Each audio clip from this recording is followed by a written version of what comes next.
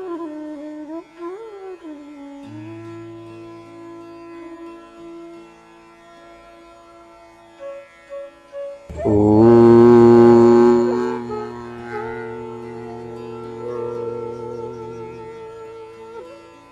माँ, जय जय माँ।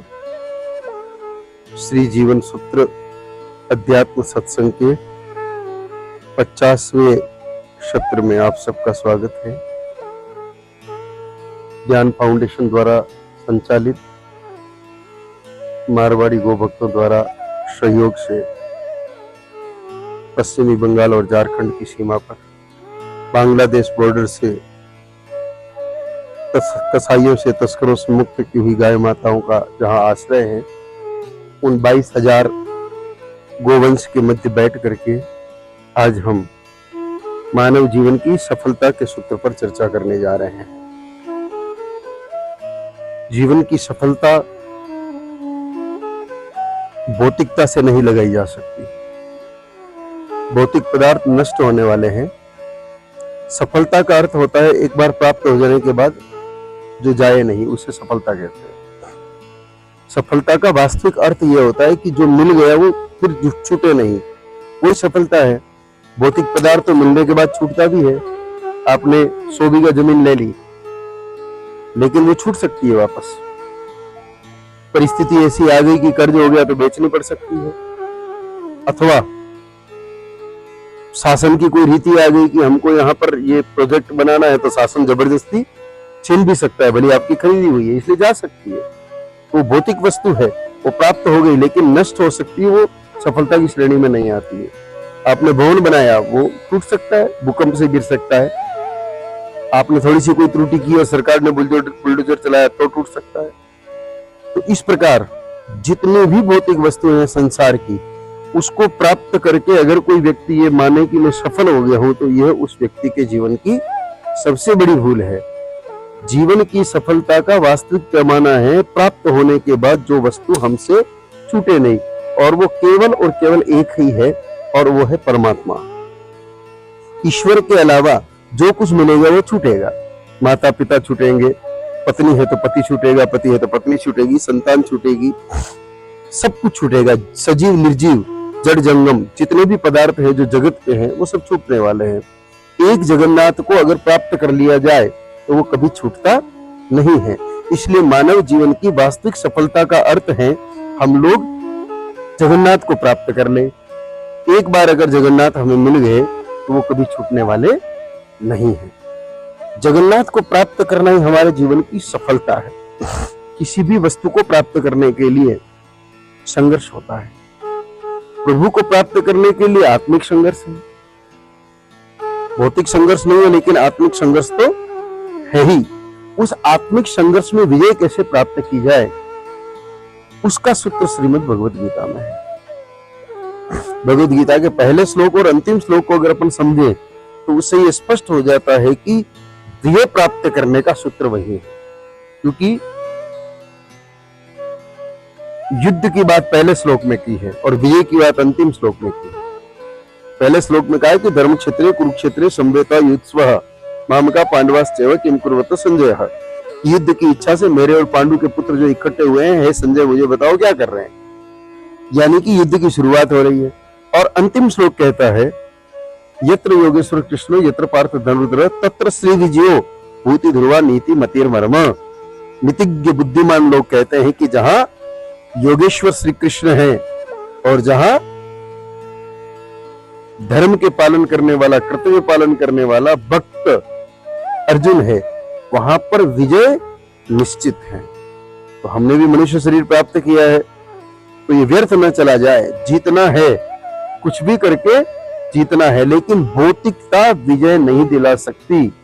उसके लिए आध्यात्मिकता ही विजय दिला सकती है। आप अरबपति हो तो भी आप भगवान को नहीं पा सकते केवल अरबपति होने के बलबूते। आप रावण की तरह लाख सवा लाख नाती पोते के दादा नाना हो तो भी आप भगवान को प्राप्त नहीं कर सकते। उस शक्ति से नहीं कर सकते। भगवान को प्राप्त करने के लिए जो चीज चाहिए वो तो हमें गीता जी ही दे सकती है। तो इसी क्रम में हम चर्चा कर रहे थे 10वें श्लोक की, पहले अध्याय के। उसमें हारना और जीतने की ही बात लिखी है। 10वां जो श्लोक है वो यही बात स्पष्ट करता है कि व्यक्ति हारता कैसे है और जीतता कैसे है। उस श्लोक को एक बार आप लोग सुन लीजिए। अपर्याप्तम तस्माकं बलम भीष्माभि रक्षितम पर्याप्तम त्विदमेशताम बलम भीमाभि रक्षितम। दुर्योधन ने गुरु द्रोणाचार्य के पास जाकर के पहले पांडवों की सेना के बारे में बताया कि पांडवों की सेना में कौन कौन योद्धा है, पश्यताम पांडु पुत्राणाम। फिर उसके बाद कहा कि चिंता करने की जरूरत नहीं है, ऐसा नहीं है कि पांडवों की सेना में योद्धा है, अपनी सेना में बहुत बड़े बड़े योद्धा है, भगवान भीष्मश्च कर्णश्च, आप हैं, भीष्म है, कर्ण है, बहुत बड़े बड़े योद्धा है अपने पास भी, इसलिए हमें चिंता करने की आवश्यकता नहीं है। अपने पास तो अश्वत्थामा और कृपाचार्य जैसे चिरंजीवी भी है, हमें चिंता करने की आवश्यकता नहीं है। फिर भी गुरु द्रोणाचार्य ने कोई जवाब नहीं दिया तो उन्होंने कहा कि और भी बहुत सारे शूरवीर हैं। 9वें श्लोक में कहा कि और भी बहुत सारे शूरवीर हैं जो अपना जीवन देने के लिए भी तैयार हैं, उनको अपने जीवन की भी कोई इच्छा नहीं है, वो मेरे लिए मरने को तैयार हैं। ऐसे बहुत सारे महान योद्धा, महारथी और शूरवीर हैं, इसलिए हम युद्ध जीत जाएंगे। फिर भी गुरु द्रोणाचार्य कोई उत्तर नहीं देते हैं। तब दुर्योधन मन में विचार करता है कि इसका मतलब हमारे पास जीतने के लिए पर्याप्त बल नहीं है। अपर्याप्तम तस्माकं बलम भीमाभिरक्षितम कि भीष्माभिरक्षितम, कि भीष्म जी के द्वारा जो रक्षित मेरी सेना है उसके पास पर्याप्त बल नहीं है कि वो युद्ध जीत सके। और आगे क्या कहा कि भीम से जो रक्षित सेना है, पर्याप्तम त्विदमेशताम, उनके पास पर्याप्त बल है जो सेना भीम से रक्षित है। यानी कि पांडवों के पास पर्याप्त बल है और हमारे पास कम बल है। जबकि भौतिक रूप से देखा जाए तो 4 अक्षौणी सेना कौरवों के पास ज्यादा है। दूसरा, भौतिक रूप से देखा जाए गुरु द्रोण, कर्ण और भीष्म पितामह जैसे महाबली इनके पास है, जो पांडवों के पास नहीं है। फिर भी वो कह रहा है कि हमारे पास बल की कमी है, इसलिए हम युद्ध जीत सकते नहीं, मुश्किल है। इसके पीछे वास्तविक कारण क्या है, इस कारण को समझ करके ही हम भी युद्ध को जीत या हार सकते हैं। हमारे जीवन में भी युद्ध तो है ही। वो युद्ध कुछ दिनों का था, ये युद्ध जन्मे है उसी दिन से है, और जब तक भगवान नहीं मिल जाए तब तक है। अगर इस जन्म में नहीं मिले तो फिर से जन्म लेना पड़ेगा, फिर युद्ध शुरू होगा। इस युद्ध की पूर्णता युद्ध विराम से है। युद्ध विराम के बाद ही शांति की प्राप्ति होती है, और शांति भगवत प्राप्ति के बाद ही संभव है। अगर कोई मनुष्य ये कह ले कि भगवत प्राप्ति के बिना भी मैं शांति प्राप्त कर सकता हूं, तो झूठ बोल रहा है। ऐसा हो ही नहीं सकता। ईश्वर प्राप्त किए बिना मनुष्य को शांति की प्राप्ति हो ही नहीं सकती। और अशांत व्यक्ति भगवत प्राप्त मनुष्य में और या भगवत प्राप्ति की राह पर चलने वाले मनुष्य में और सामान्य मनुष्य में अंतर क्या है? कैसे पता चलेगा कि कौन भगवत प्राप्ति की राह पर चल रहा है? तो उसका एकदम सरल, किसी दूसरे का नहीं जांचना है, अपना जांचना है। ये ऐसा रास्ता है ना जो दूसरों के लिए नहीं है। ये कोई दूसरों के लिए अपने को नहीं करना है, ये तो खुद के लिए करना है। इसलिए हमें कैसे पता चले कि हाँ हम भगवान को पाने के रास्ते पर हैं या नहीं है? तो युद्ध की विपन्न परिस्थितियों में भी जो घबराए नहीं, उद्वेलित न हो, क्रोधित न हो, विकृत न हो, तो समझ लेना कि भगवत प्राप्ति के राह पर है। और जो छोटी सी बात पर घबरा जाए, विकृति आ जाए, मानसिक विकृति, क्रोध आ जाए, तो वो दुर्बलता की तरफ धकेल करके पराजय पैदा करता है। यानी कि वह फिर भगवान के पाने के रास्ते में बाधक बन जाता है। इसलिए हमें अपनी पहचान इसी से करनी पड़ेगी कि हमारे में धैर्य कितना है, हमारे में क्षमाशीलता कितनी है, हमारे में चित्त की शांति का भाव कितना आया है, वो चीज को इंडिकेट करेगा कि हाँ हम प्रभु को पाने के रास्ते पर हैं।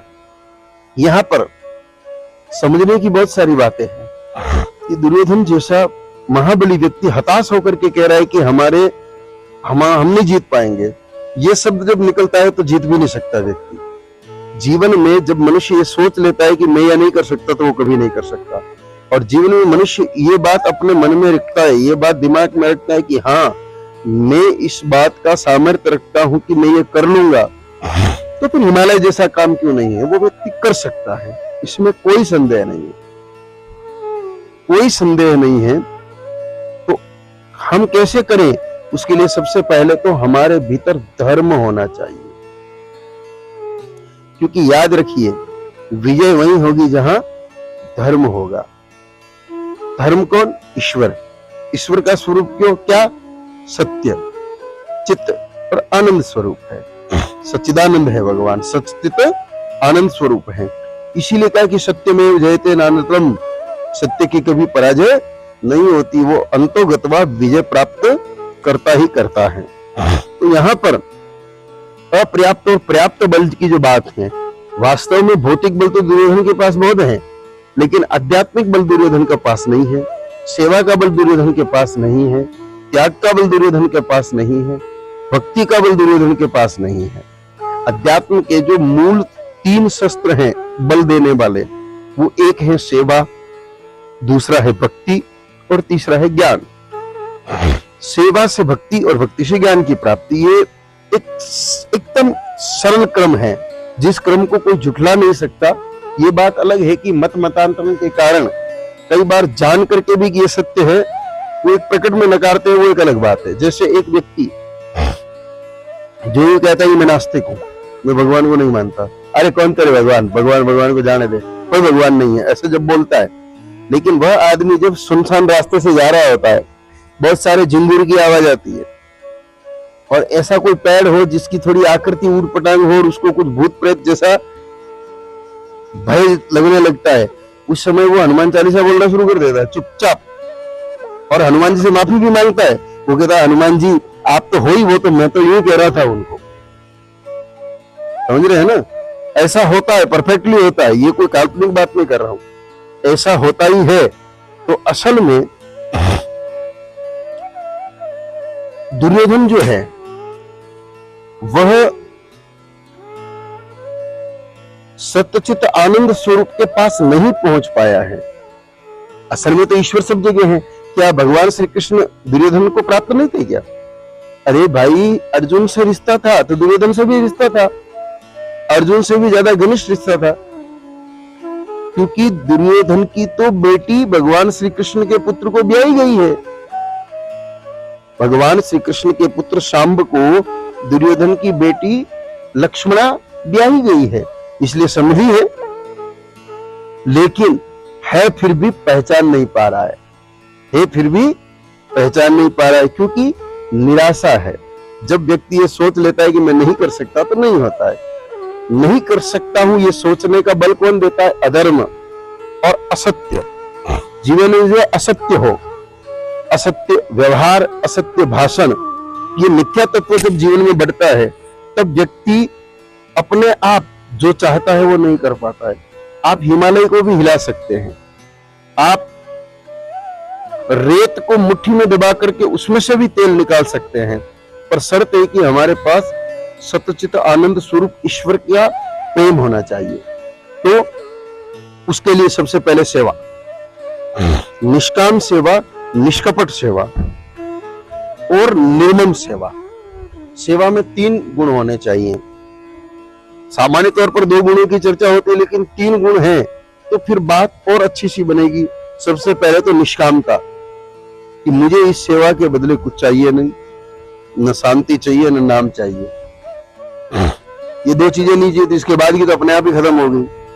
फिर निष्कपटता, मैं सेवा कार्य जब करूं तो मेरे मन में सेवा कार्यों के प्रति कोई भी ऐसा भाव नहीं होना चाहिए जिसमें मैं किसी को नीचा दिखाने का प्रयत्न करूं, मैं किसी को बुरा दिखाने का प्रयत्न करूं, मेरे कारण किसी को कष्ट पहुंचे, मेरे कारण किसी का मन दुखे, ऐसा कोई भाव मन में ना हो, ये निष्कपट सेवा कहलाती है। निष्कपट सेवा का अर्थ मेरी सेवा का उद्देश्य, जैसे ये भैया 100 गौ माता की गौशाला चलाते हैं, तो मैं 125 गौ माता की सेवा करूंगा, किस लिए? इनसे ऊपर उठने के लिए। तो वो फिर सेवा नहीं हुई, वो तो एक प्रतियोगिता हो गई, वो तो एक कंपटीशन हो गया। सेवा तो ये है कि ये 100 की कर रहे हैं, मैं भी मेरे सामर्थ्य अनुसार प्रयत्न करूंगा कि सेवा करूं, मैं भी मेरे सामर्थ्य के अनुसार इस प्रकार का प्रयत्न करूंगा। ये निष्कपटता कहलाती है। मन में कपटता का अर्थ क्या है? कपटता का सरल अर्थ समझना। कई बार कपटता के अर्थ को इतना ऊंचा ले जाया जाता है कि असली आसपास में जो कपट होता है ना हमारा, वो हमें दिखाई नहीं देता है, हम कपट को बहुत बड़ा मान लेते हैं। कपट का अर्थ हमारे दिख रहे कार्य के पीछे कोई गुप्त योजना, हिडन एजेंडा, उसको कपट कहते हैं। मैं अगर आपको कोई काम बताऊं जिसमें प्रकट में मैं कहूं कि भैया गौ सेवा करनी है, लेकिन उसके पीछे अगर मेरा और कोई उद्देश्य है और जिसको मैं पूरा करना चाहता हूं, वो असल में कपट है। कपट की वास्तविक परिभाषा ये है कि मेरा सेवा के पीछे और कोई उल्लू सीधा करना, जिसमें आपको तो पता नहीं है, आप तो ये समझ रहे हैं कि मैं सेवा कर रहा हूं या सेवा करवा रहा हूं, और मेरा अगर उसके पीछे कोई उद्देश्य है, वो असल में कपट कहलाता है। और तीसरी चीज निर्ममता। सेवा के साथ निर्ममता पूरी चाहिए, ममता रहित। जैसे यहां सेवा देने आए, 1 महीना सेवा दी, अपना काम हो गया, उसके बाद कोई ममता नहीं इस स्थान से। जहां सेवा देनी है 1 मिनट में ऐसे छोड़ देना जैसे देह को प्राण छोड़ करके निकल जाते। प्राण अगर देह से ममता रखे तो निकल पाएंगे क्या? नहीं निकल पाएंगे। ऐसे ही सेवक को बिना किसी ममता के एक क्षण के अंदर कोई भी स्थान त्यागना पड़े, कोई वस्तु त्यागनी पड़े, कोई व्यक्ति त्यागना पड़े, कोई विचार त्यागना पड़े, कोई व्यवस्था त्यागनी पड़े, तो तुरंत त्याग देनी चाहिए। तब कहलाती है वह सेवा वास्तविक सेवा। अगर इन 3 गुणों युक्त सेवा हमारे पास है तो समझ लीजिए कि हमारे पास पर्याप्त बल है विजय प्राप्त करने का, जीतने का। अर्जुन के पास या पांडवों के पास जो बल है, जिसके लिए दुर्योधन कह रहा है कि उनके पास पर्याप्त बल है, वो सिर्फ धर्म बल ही है, सेवा बल ही है। आप पूरा इतिहास उठा के देखिए, कौरवों ने किसकी सेवा की? कोई ऐसा प्रसंग सामने नहीं आता जिसमें कौरवों ने सेवा की हो, लेकिन पांडवों ने जब जब अवसर आया सेवा की है। चाहे राजा विराट की गोरक्षा की सेवा की बात हो, चाहे ब्राह्मण की गोरक्षा सेवा की बात हो, विपत्ति में पड़ के भी, संकट में पड़ के भी उन्होंने सेवा का कार्य किया है। सेवा ही सबसे बड़ा धर्म है। अच्छा एक बात बताइए, आम की गुठली मीठी लगती है कि आम मीठा लगता है? मीठा आम लगता है, लेकिन गुठली के बिना आम की कल्पना की जा सकती है? गुठली है तो आम होगा। तो ज्ञान सबसे बड़ा बताया है, हमारे धर्म ग्रंथों में ज्ञान को सबसे बड़ा बताया है, लेकिन ज्ञान का भी बीज तो सेवा है। ज्ञान का भी, भाई भगवान तो लिखा है कि ज्ञान के बिना मुक्ति नहीं। हमारे वेदों ने भी कहा है, उपनिषदों ने भी कहा है कि मुक्ति के लिए ज्ञान आवश्यक है, ज्ञान के बिना मुक्ति नहीं। लेकिन सेवा के बीज से ही भक्ति का वृक्ष खड़ा होगा, और उस भक्ति के वृक्ष पर ही ज्ञान का फल लग सकता है, अन्यथा मुश्किल है। इसलिए अर्जुन को गीता क्या है? ज्ञान है। क्या है? ज्ञान है। क्या भगवान श्री कृष्ण और अर्जुन का संबंध नया था? बहुत पुराना था। लेकिन फिर भी जब तक अर्जुन के जीवन में सेवा प्रबल नहीं हुई, तब तक अर्जुन को भी ज्ञान नहीं मिला। तो ज्ञान के लिए पहले सेवा की अर्जुन ने, फिर बार बार कहा है प्रभु मैं आपका भक्त हूं, तब जाकर के भगवान ने ज्ञान का उपदेश दिया। तो पहले सेवा होगी, फिर भक्ति होगी, और फिर ज्ञान का फल प्राप्त होगा। तो यह चीज जो है, यह चीज हमें भावपूर्वक समझनी पड़ेगी कि हमको अगर विजय प्राप्त करनी है तो धर्म आवश्यक है जो पांडवों के पास उपलब्ध था। उसी धर्म के बूते पांडवों ने जो कुछ पाया वो लोग हम भी पा सकते हैं। पांडवों ने प्रभु को पाया, हम भी प्रभु को पा सकते हैं। अब यहां पर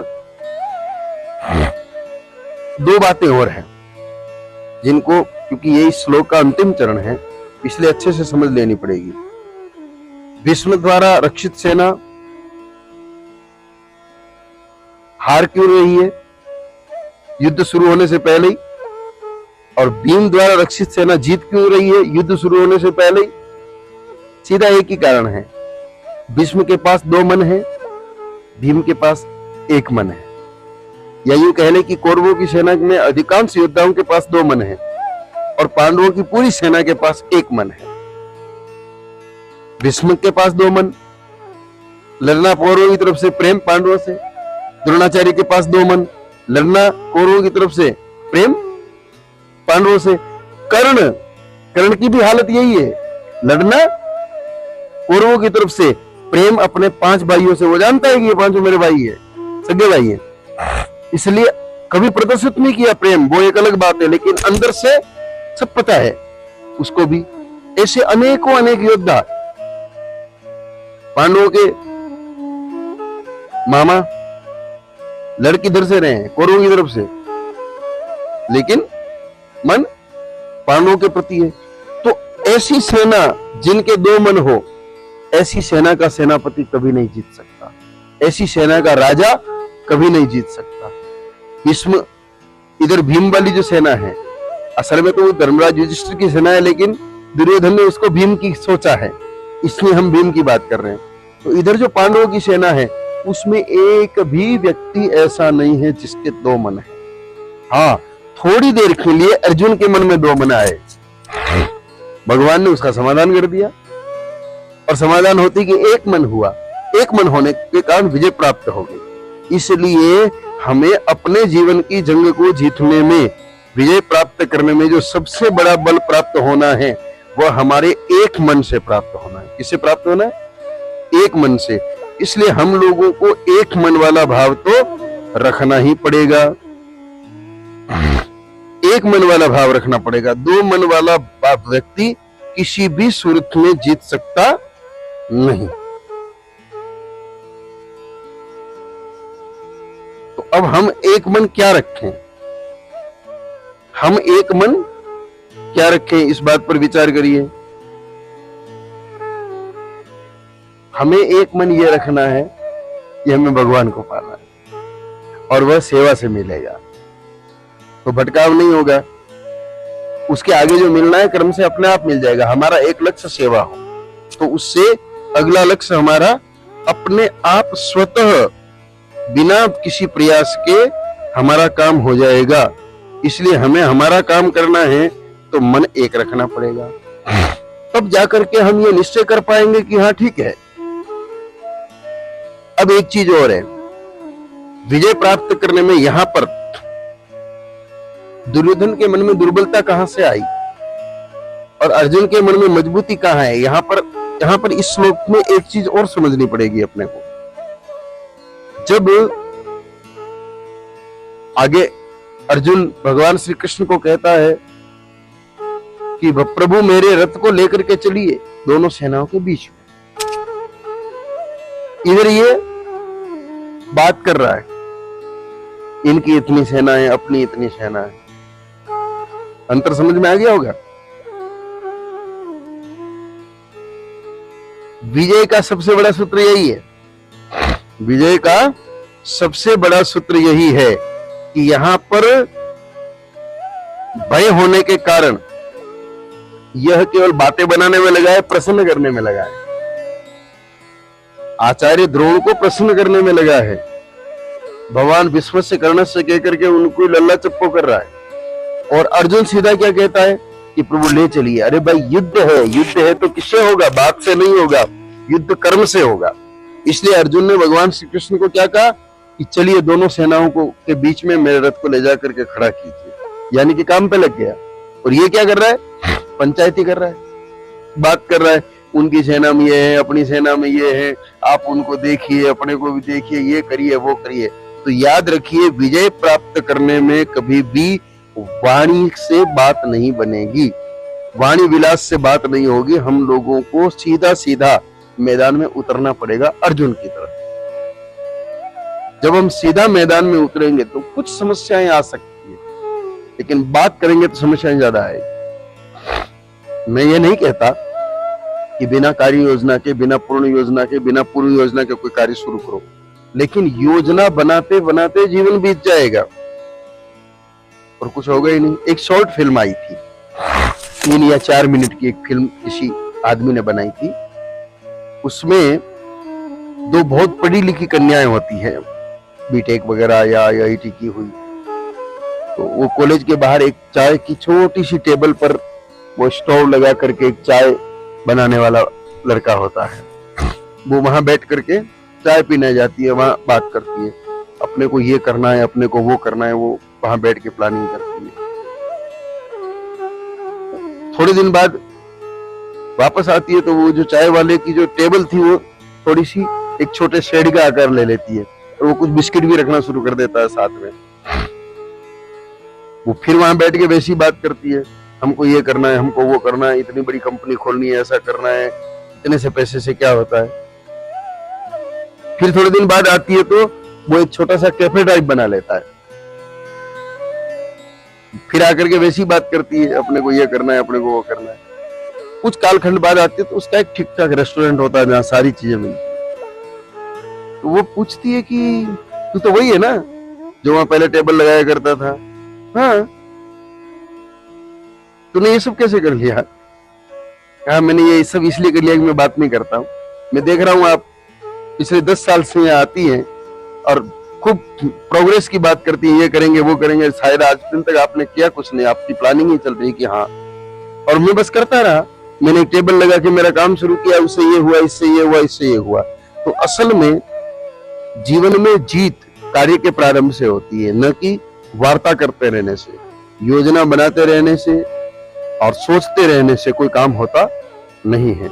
तो जीवन में भगवान को प्राप्त करने के लिए भी अगर हम ये कहते रहें कि भगवान से मिलना है, भगवान से मिलना है, भगवान को भी कहते रहे हे प्रभु मुझे आपसे मिलना है, दर्शन दीजिए, ये करिए, आओ नहीं, पधारो नहीं, न तो भगवान आने वाले हैं ना भगवान मिलने वाले हैं। वो तो आपको सीधा मैदान में उतर के मिलेंगे। तो मैदान में कैसे उतरना है? कर्म योग, भक्ति योग और ज्ञान योग को सम समुच्चय में, क्रम समुच्चय के साथ साथ सम समुच्चय में। क्रम समुच्चय का मतलब एक के बाद दूसरे में जाना है, और सम समुच्चय का बाद आगे बढ़ने पर पीछे वाले को छोड़ना नहीं है। अध्यात्म जगत में क्रम समुच्चय और सम समुच्चय का अर्थ होता है, क्रम समुच्चय का अर्थ सेवा का कार्य जब बढ़िया से होने लगा तो भक्ति में मन लगे, और भक्ति पूर्ण हो गई तो ज्ञान प्राप्त हो, ये तो हो गया क्रम समुच्चय। और सम समुच्चय का मतलब सेवा करते करते भक्ति होने लगी और भक्ति करते करते ज्ञान की प्राप्ति हो गई, लेकिन ज्ञान प्राप्त होने पर भी भक्ति न छूटे और सेवा न छूटे, ये सम समुच्चय।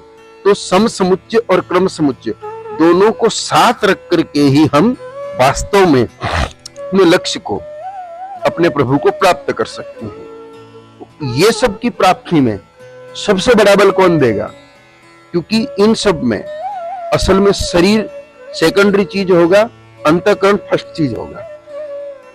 शरीर का उपयोग है सेवा में, लेकिन अंतःकरण सबसे बड़ी चीज होगी। तो अंतःकरण क्या कहेगा? अंतःकरण बार बार अपने आप को यह समझाएगा कि मैं शरीर नहीं हूं, शरीर मेरा नहीं है, शरीर मेरे लिए नहीं है, यह मुझे प्राप्त है, इस शरीर की योग्यताएं भी मुझे प्राप्त है, इस शरीर का सामर्थ्य भी मुझे प्राप्त है, इस शरीर के पास जितनी वस्तुएं हैं वो भी मुझे प्राप्त है, मेरी नहीं है और मेरे लिए नहीं है। तो किसकी है? संसार की है। किसके लिए है? संसार की सेवा के लिए। ये संस्था क्या है? गौशाला क्या है? संसार है। क्या है? संसार है। इस संसार की सेवा के लिए हमें शरीर मिला, सामर्थ्य मिला, योग्यता मिली और पदार्थ मिला, वस्तु मिली। तो इन सब का उपयोग करके ही हम अपने लक्ष्य की तरफ आगे बढ़ पाएंगे। तो ये बात हमें सतत रोज याद रखनी पड़ेगी। दिन में 10, 20, 50 बार खुद को जब जब भी भूलेंगे ना, जब जब हमें लगेगा कि मैं ये कर रहा हूं, तब तक इसको समझाना पड़ेगा शरीर कर रहा है। मैं तो करता भी नहीं और भोगता भी नहीं, तो मैं कर कैसे सकता हूं? क्योंकि मैं तो सच्चित आनंद स्वरूप ईश्वर का ही अंशभूत जीवात्मा हूं, इसलिए मैं करता भोगता नहीं हूं। कर तो शरीर रहा है। अब संसार का शरीर और शरीर संसार का, तो वो आपस में एक दूसरे के लिए कर रहे थे, इसमें हमारा क्या है? और हमने क्या कर दिया? हमने तो कुछ किया ही नहीं। यह बात याद रखेंगे तभी जाके बात बनेगी। तो मैं शरीर नहीं हूं, शरीर मेरा नहीं है, शरीर मेरे लिए नहीं है। प्राप्त सामर्थ्य, योग्यता और वस्तु सेवा के लिए है, जिससे संसार की सेवा करनी है। मैं तो नित्य शुद्ध बुद्ध आत्मा हूं, जो परमपिता परमात्मा का ही अंश हूं, उनसे भिन्न नहीं हूं। यह भाव जब हम याद रखेंगे तो हम हमारे लक्ष्य की तरफ सहजता से बढ़ पाएंगे। आज का समय पूर्ण हुआ, पिछली वार्ता को भी पूर्ण करते हैं। जय मां, जय जय मां। ओम।